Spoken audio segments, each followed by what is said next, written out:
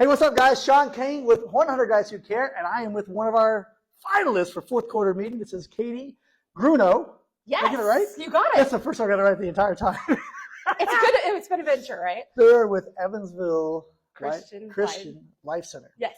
I almost got that. We'll get it by the end. Tell us who you guys are and what you do for our community. Absolutely. So thank you so much, and we're honored to be a part of this. But we believe that we're going to help individuals restore to reach their potential, and that's going to move them from need to their potential. So anyone that walks through our doors, we're going to walk this journey with them. You start with the need. She had to explain this to me because I didn't get it at first, but I love this. You help those in need, in their current need.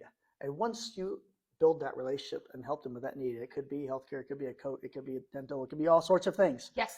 But then we don't stop that relationship. We No. continue to look at that relationship and say, what can we do to help you grow to your fullest potential? Absolutely. Is that right? Correct. You got it. Which That's is awesome. huge. And then the expectation is hopefully that person starts to grow into their potential, and then they can be part of the overall system, the ecosystem, and help others.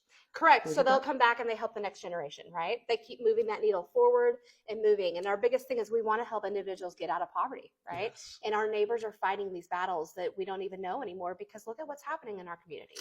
So we're here to walk that journey You're with them. in the middle of it right now. We are absolutely You're in the middle of it, right? Yes. Here to help.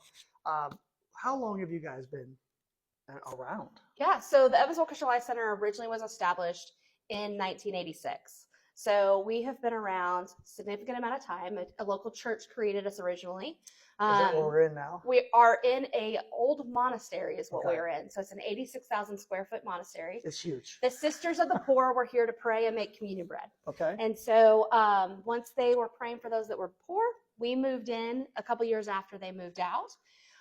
We had some gentlemen that owned the building, and they had high things they thought they were going to do with it. Yeah. There was a different plan. Right. So we then got involved. We started with basic needs. So we started with a clothing resource, a pregnancy resource, and a hot meal program. Okay. And then we evolved into what did our community need more, and really dig deeper into lives instead of just being kind of that handout agency. And that's where help them grow to fullest potential came Yes. in, right?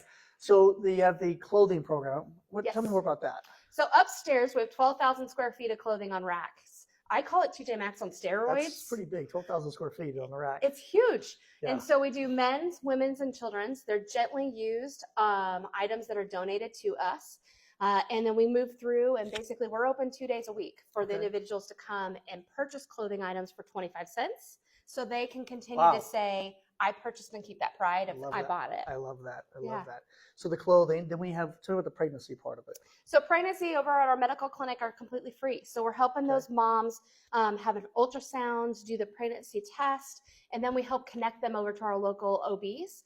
We do not want to deliver that baby. We've done it once in our career, but that is not what our plan is to do. Right. Set them up with the right people. Okay, and then we have, outside of that, what's the other arm here?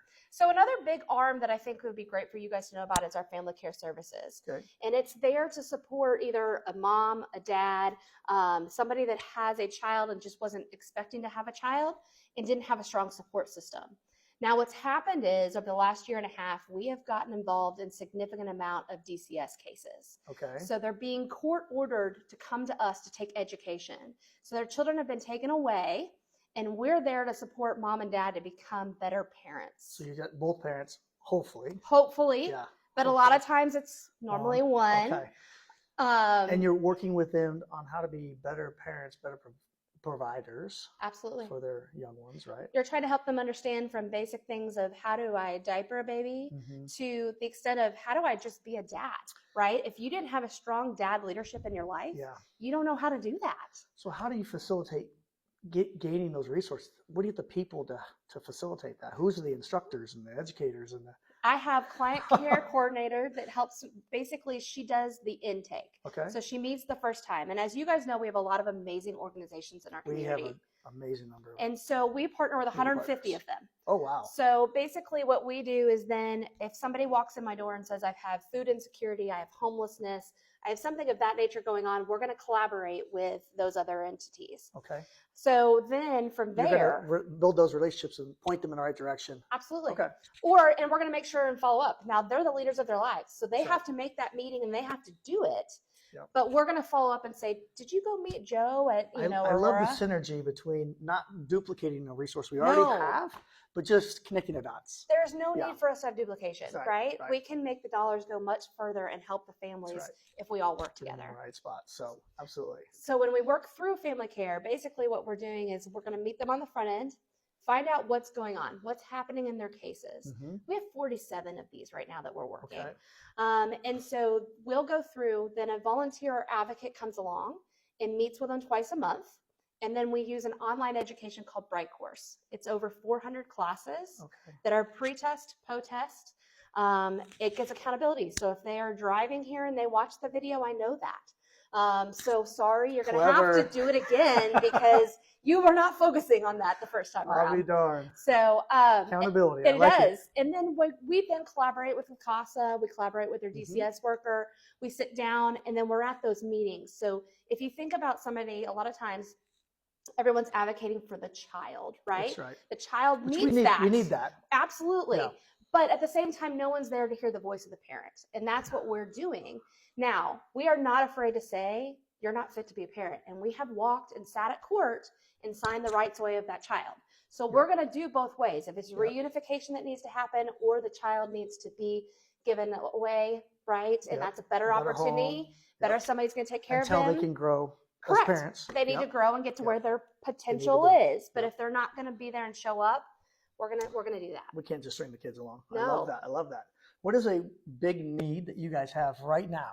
Huge need that we could have. I was telling Sean earlier. So upstairs on clothing, we are blessed to be part of Don Clayton's Clota-Kid. Traditionally, we're receiving about 100 to 150 coats a week during this time of year. This week and last week, I received 0 coats. Oh my. And so our community knows we are the place to come to receive your coats. Last week alone, I had 180 individuals come through our doors looking for clothing and coats. And as you know, I went this morning, I had 5 upstairs. So we are having a major need for that. And that is a great thing that can be easily done, gently used. Easy. I can help with that. So guys that are watching this, mission, go to your closet, clean out the coats you don't need. Go to your kids' closet, the coats they aren't needing. I would not go to your wife's closet. Let that be. She can do that part. There you go. Okay. Kids and yourself, go take care of those coats and get them turned in.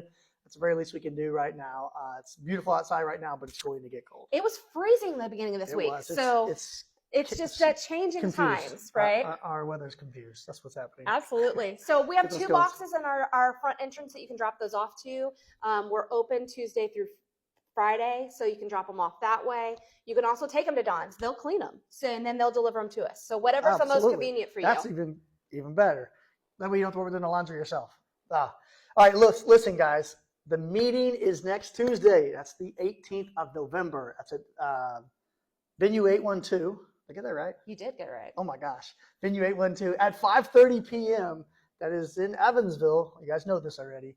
You need to be there, get butts in seats. Let's take care of our community partners that take care of our community. Right? And remember to vote for the Evansville Christian Life Center. Let's just be real. And there's that. Take care, Team Plus One. I'll see you guys next time. Thank you.